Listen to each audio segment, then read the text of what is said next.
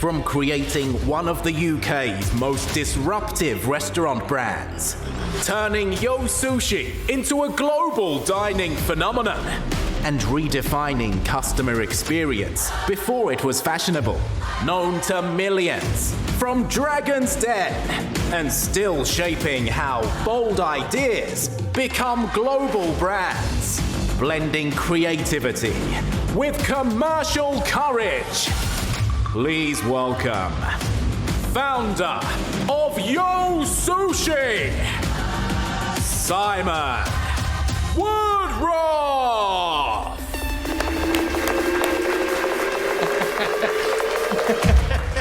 I think that was my cue. That was it. Simon, good to see you. I've known him for a long time. I've known him since he was at university in Sheffield. That's right, Leeds, but yes, you did the event in Sheffield. And I've been exactly where every single one of you are, sitting in that seat. So we're in the same boat. Simon, thank you so much for being with us. Do you know, as I was preparing for today, I thought there's so many good conversations we've had over the years, but what are the things I've always wanted to ask you? So if it's all right, with your permission, you said nothing's off limits. I'm going to ask you the stuff that we haven't talked about that I think our Elite Business Live audience would like to know. So thank you. I'm going to turn the clock back. Simon Woodroffe, as a child, entrepreneurial energy? Was it already in there, or did that happen later? Big subject. My dad was a senior army officer, very, very military. And, you know, there was quite a lot of pressure like that growing up. And he was a big show-off. You wonder where I got that from. And he was a big show-off. And I went to the, you know, Victus boarding school when I was 7 years old. And I thought that if you behaved like my dad, you got to make lots of friends and be successful and all of that. And it took me years and years to realize that that wasn't true. People don't like a great big show-off. You know, it can be useful for getting things done. And so actually, I think, Ollie, the answer is that, you know, every single one of us, every single one of you, there's a bit of grit in the oyster that comes from what happened when you were growing up. And I actually discovered that at some level, and mine was a sort of low self-esteem. I wanted to show the world and prove everything that covered up the rest. So that's I think probably was my drive. And I used to tell people when I was growing up that I was going to be a millionaire by the time I was 21. That's what I used to tell people. Great big show off.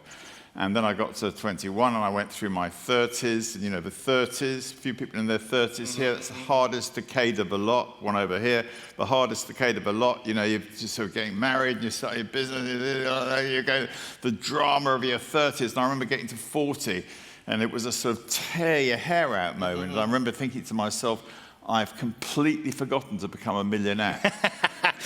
And that was a call to action. Yeah, and that's when it lit up, and that's right? what happened.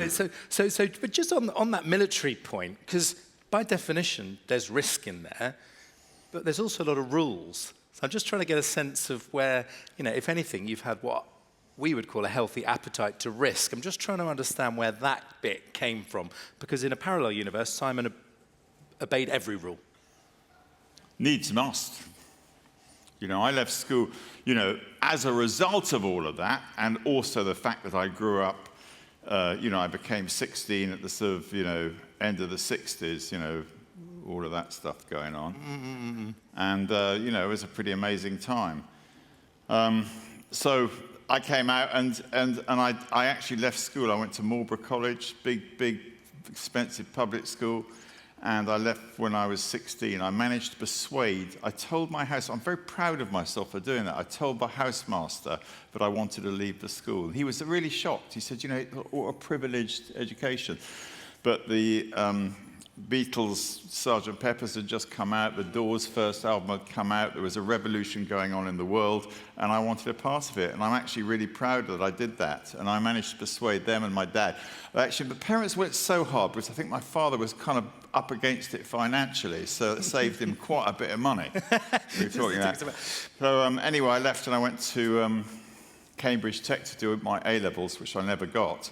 So when I went out into the world, I had nothing to fall back on. And I think statistically, I don't know what, you probably know the statistics of somebody if you leave school with no GCSEs and virtually 2 A-levels I got, what your chances of success are. But, you know, one of the masters at school, my science master, said, Woodroffe, he said, you're either going to be a millionaire or you're going to be in jail. And actually, I did serve 3 months for dealing drugs when I was really young, in the days when it was all right to do that. And, you know, morally so, we thought we were doing well by doing good.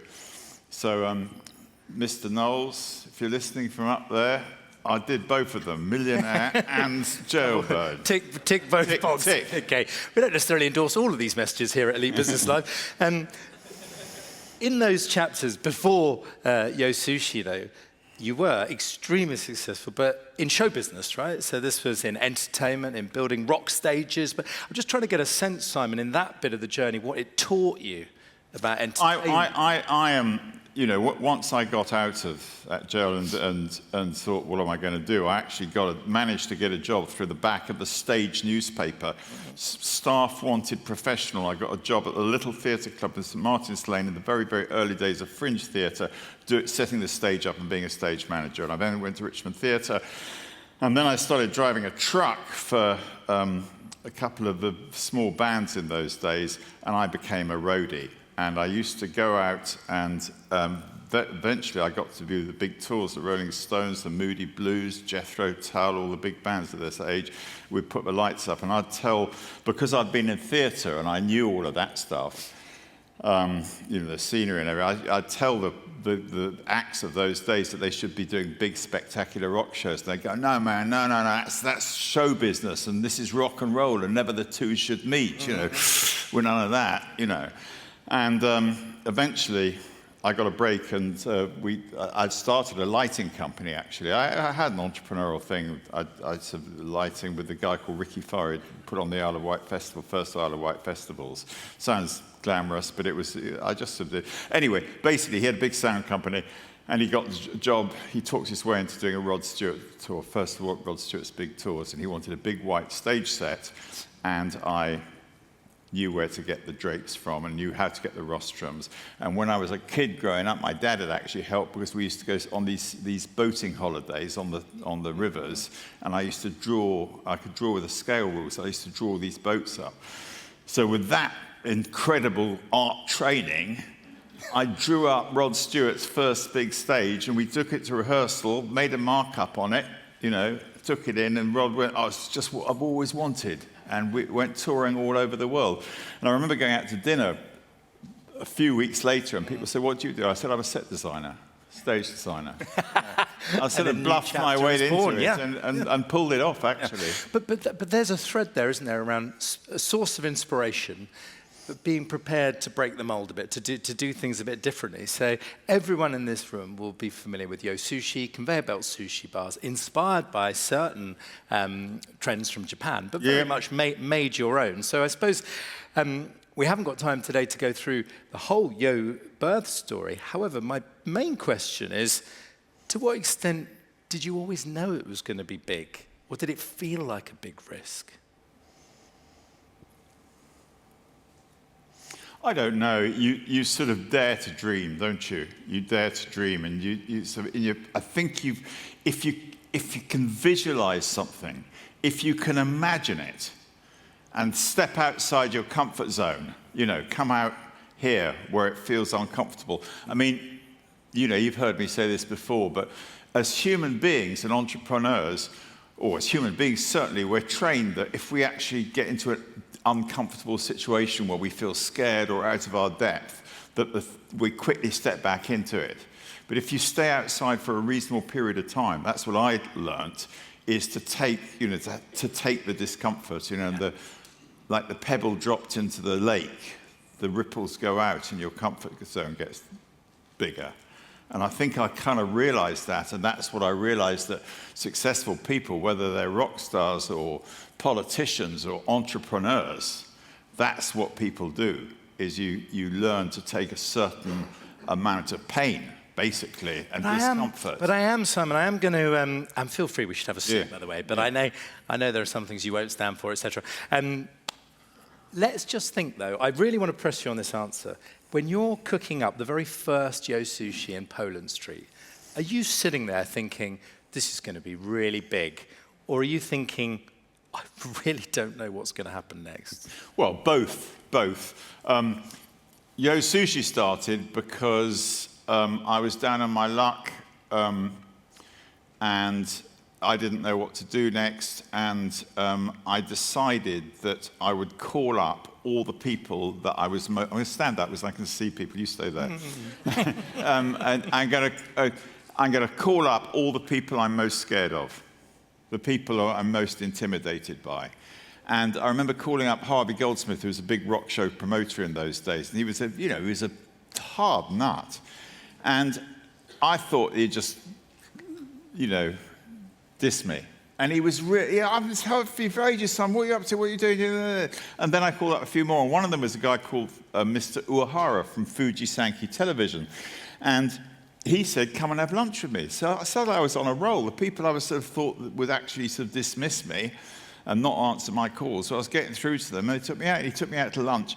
And at that lunch, it was a sushi lunch, and he said, what are you going to do? And I said, I'm totally unemployable. I've got to do something, and I need to start a new business. I said, what about sushi? And he said, there was this long pause, and he said, what you should do is a conveyor belt sushi bar with girls in black PVC miniskirts. That's what he said. And it was a sort of moment, and that's how that whole thing started. And then I spent 2 years trying to get the site, but I was obsessed. I found out that there were 2,500 of these conveyor belt sushi bars in Japan, which nobody had heard of. It was pre-internet. You couldn't do the research. It was very, very difficult. And they'd been going since the 1950s, actually. And I thought, my worry was that somebody would pit me to the post. There'd be some sort of, Terence Conran or Gordon Ramsay going, oh, we've got all that covered, I thought, but that's what happened. And I can say, by the way, hand on heart, Simon, alongside Dale Carnegie's How to Win Friends and Influence People, the single book that gave me the encouragement when I was starting out to just call people up was The Little Book of Yo. The Book of Yo, yeah. It was your first book. Yeah, that's my first book, yeah. Simon's full story, it is an absolute knockout. It's all going into his next book, Yo Man, but we'll come to that. But it was that habit of just calling people up. It's just being bold. Yeah. And because, we all suffer from the same thing with rejection, shame, any of those things, fear. And if you can, now, I really don't care. Yeah. I'm in a position to do that. But yeah, I wish that's the one thing I wish I'd known, is to stop worrying about what people think about you. It's subtly, and you can just, you try to be a good listener. Don't be one of those people who talk the whole time. Don't big yourself up the whole time. Be a great listener. Say less. But get out there and be bold to do things. And risk, I don't know. I mean, your question was, what did it feel like?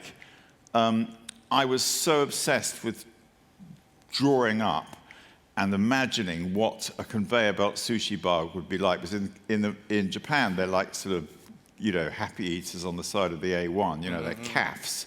And I wanted to do something very cool. And I had it, I could imagine in my mind what this whole thing would look like, real showbiz. And so that was what turned me on. And then most of the time, I thought, people have got to want to come and see this if I can get the money and make it happen. And then when I did manage to make it happen, there were moments of terror that, sleepless nights that nobody's ever going to come. But it's just a moment you open the doors, and who knows? Well, and who knows who's going to arrive? Will it be Tumbleweed, etc.? Yeah, exactly. So let's go back to a moment when you thought, do you know what? It could be from Poland Street, that first branch. It could be somewhere else where you thought, do you know what? I think this might just work. First 2 weeks, nobody came. We'd covered up. I said, I don't want anybody seeing what's going on. There was a big sort of 90-foot frontage in Poland Street we had. We covered it up in orange paper with mad words like conveyor, robot, Kirin, Mackie, on the things. And we wouldn't let anybody look in. And one day we took them down and you looked inside and it looked amazing. It was amazing. A 100-meter long conveyor belt going on in a restaurant. Nobody had ever seen anything like that before. And people were walking past. They had no idea what it was. It could have been a factory, it could have been anything. And then, you know, that was it. That's right. But for the first 2 weeks, nobody came. And then Bruce Isaacs, who was our opening manager, who I had hired, because I didn't know about restaurants, I'd never opened one before in my life, although I'd done a lot of rehearsals and studios. And he came down and he said, and I came upstairs, second Saturday, and there was a queue down the block. I'm exaggerating if I say 100 yards, but it was bloody long. And word of mouth had gone out, you know, whether that modern word of mouth is Instagram, whatever it was, but word of mouth. And I always say, you know, in my mind, it was, I didn't have any marketing money. Throw away the marketing budget, spend everything on doing something that's and make really it remarkable. Make it remarkable, exactly. But it wouldn't be, obviously, and nor does this come through in Yeoman, but right to say that it was then a smooth path to success from that moment on, which sees you sipping cocktails around a pool from that point on. Bumps on the road, which was the time. No, we took a lot of money very quickly, and I didn't have. I owned. You know, this is where I got lucky, because you know the stuff you don't know. I'd gone out and got Sony had given me some TV sets. I'd managed to persuade them, you know, Bellani. Honda had lent me one Honda Gyro canopy motorbike. And All Nippon Airlines upgraded me once when I went to Japan, and I put them all over everything. They were across the front of the restaurant, they were on the menus, everything, all over. And I went to our biggest supplier. After we opened, you could see money was coming in, and people were giving us credit. And I was thinking, well, why are they giving us so much credit? Why are they believing in us? And I went to our biggest supplier who built the conveyor belts and everything. I said, and I, bit of humor, and I said, would you consider lending me the money to pay your bill? And they laughed. And anyway, I said, you give me some extended credit. And the guy called me back a few days later. He said, our bosses agreed to do that. And that's actually how I financed Yo Sushi. At that time, I owned 90% of the company. And the private investors who were all lined up and the thing, by this time, they were out the shadows, say, with their checkbooks out. And I said, no, wait. And these people gave, and I didn't need the money. And I paid it off out of income. And I later asked them why they gave me that extended credit, because that's what made it. And I owned it at 90. And the guy said, well, we knew that your money was safe as houses because you had those sponsors, those people behind you. He said, presumably, they were all backing you, you know. You can't always get what you want, but sometimes you get what you need. And that's actually how I financed Yo. Wow, so you haven't always been asking for the money, though. You were one of the original dragons on Dragon's Den. Any top tips for our guests at Elite Business Live who are pitching there? I've never been one for the whole pitching thing, I have to say. I'm not, if somebody's pitching me, I'm not a receptor, and I suspect a lot of people aren't in that thing. I think what you have to do is get to know people. Mm-hmm. Because, you know, people like me or an investor or what, they're very, very perceptive. And if you've got something that is really, really good and you've developed it so it is really, really good, you're doing us a favor. You're doing the investor a favor. And that's the thing to concentrate on. And I call it the, so getting somebody in a corner and sort of saying, you've got to listen to this, you know, it's no good. Everybody's going to say that. Everybody's going to say their idea is great like that. And you've got to know your onions and all of that stuff. But I call it the 7 meeting rule. Don't try and get somebody to say yes. Try to get them not to say no, because they already know what you want. And then you get to know them, they get to like and trust you, and they get to understand what it is that you're developing. And if you can get that information about what you're developing into the press or out on social media or whatever, so that the potential investor doesn't hear it just from your voice, but hears it from other people, then you've got something really, really powerful. So, and then not to be ashamed of when you do want money to put a deadline on it and say, you know, that's it.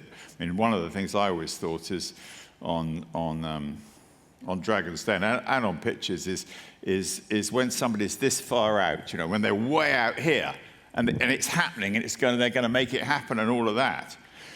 If you get far enough out there and it's all happening, there's a bit of somebody sitting here going, I don't want to be the one that misses out on that. You know, so then they're after you. Yeah. It's a subtle thing, and I can see a few nodding heads back there, but it's a subtle thing to get that right. But just the elevator pitch, not sure about that. Interesting, right? Okay. So what we've got is we've got time for some questions. I've got more questions, but it could be something Simon's talked about, not talked about, but it could be about any point in building something, from the kitchen table right up to something that millions of people have heard about. So if you've got a question, get ready to show me. We've got, here we are. Phil asks about mentorships. Did you seek out mentors, ask someone you already knew, or established your business without a mentor? I didn't have a formal mentor. I really didn't. I listened to a lot of people, and I really, you know, I read a lot, or I skim-read a lot, but I didn't have a mentor like that. And a lot of people ask me do you do mentoring? You know, do you do mentoring? And my sort of thing is, well, first of all, I tell people, but if I say no to something, it doesn't necessarily mean no. You know, that's the truth. And you should never, if somebody says, if you put somebody in the corner and say no, you know, that's just one step along the way. But in terms of mentoring, you know, if somebody asks you to be a mentor, it's a bit of me that goes, look, I've got too many things going on, and, you know, I've got a life, and, you know, I don't want to sort of sign up to somebody I don't really know. Get to know people. You could have a mentor without them even knowing about it. You know, that is the truth. And in terms of that, you know, and I'm the same as anybody, you know, flattery works absolutely brilliantly, you know, especially if it's got some sincerity to it. You've given me a flashback. I asked you 25 years ago, the exact words, I said, Simon, will you be my mentor? And you said, Ollie, no. Did I? And you said, word for word, you said, I'll be your friend. I chanced my arm at that point. I said, will you have a beer with me in London? You said, yeah, go on. And then you did something life-changing. Do you remember what you did? It literally changed my life. Go on. You invited someone to the beer. Yeah, that's right. Went on to be my next business partner. That's right, yeah. No, I introduced the two of you. That's generosity of social capital. And I did that. In those days, that was an amazing period. It was 27 years ago now. Yeah. And it was just suddenly, it was before The Apprentice, it was, you know, entrepreneurs having been spivs previously, we sort of got some respect, and we were getting our chance. Yeah. But it was kindness as well. You were genuine. It was a generous thing. Let's take some more questions. Who's got a question? Yes, just here in the second row. Feel free to say who you are. You don't have to. Hiya, my name is Ra. I own a small bakery in my local area, and I would one day love to expand my business and have more than one shop, exactly like what you did with YO Sushi. What made you take that plunge? Before we answer the question, what's the name of the bakery and where is it? It's called For Bake's Sake, and it's in Gosport. Fantastic. Thank you very much. For Bake's Sake in Gosport. I mean, I thought I'm onto something, you know, and if your bread is good and the vibe is good and it's different and there's a bit of you that goes, I'm onto something. And if you can really imagine what that would be like, but it can't be just because the recipe's better than somebody else. It's got to have, you know, what I call it, when I was in the theatre, they used to say there's a ziz in showbiz. You know, and there's a ziz in every business in the world, including yours. And if you can imagine what that would be like at scale, you know, the truth is you've got to do it. You don't have a choice. But in the music business, they say the second album's the hardest one of the lot. Mm-hmm. You can be a one-hit wonder, and you've got to be careful to do it. So take your time. Be slow, clear, ready to go, and then go. Try and squeeze in more questions. Let's keep this one as pithy as we can. What's your biggest tip for a business founder in this day and age? Your biggest tip? But my biggest tip is the time is now.